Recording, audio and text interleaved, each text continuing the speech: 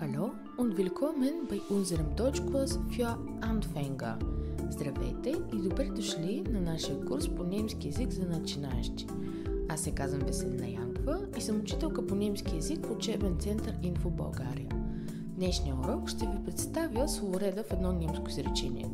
Много е важно, преди да започнем да говорим и пишем, да знаем структурата на дадено изречение. Немският и българският словоред имат разлики, които понякога затрудняват преобразуването на изречения. Но нека започнем с едно много важно правило, което трябва да запомните.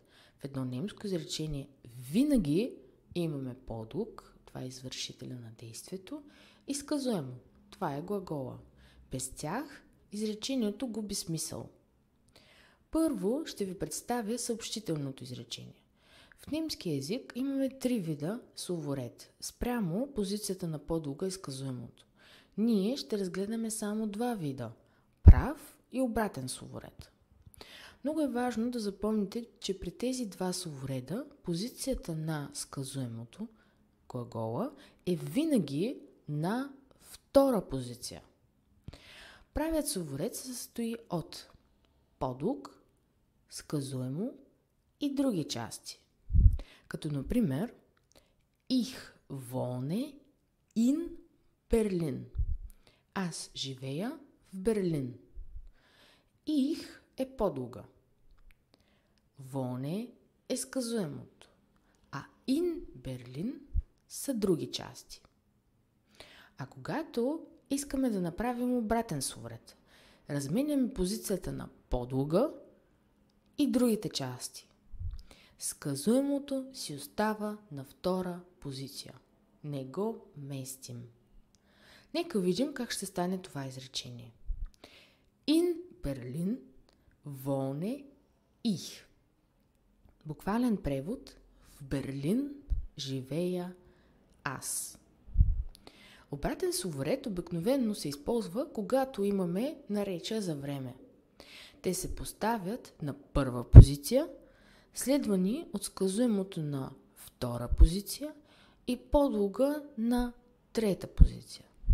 Като например Morgen lerne ich. Сутрин уча аз. Сега ще ви представя въпросителното изречение. В немски език имаме 2 вида – с и без въпросителна дума. Първо ще разгледаме въпросителните изречения с въпросителна дума. Винаги въпросителните думи или изрази започва с буквата В.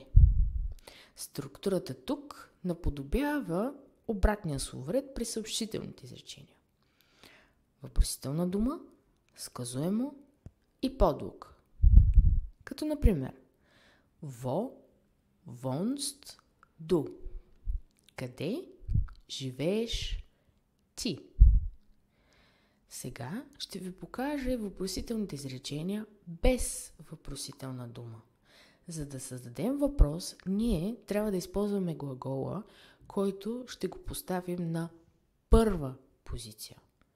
Тези изречения на немски език се наричат Ja, Nein, Fragen.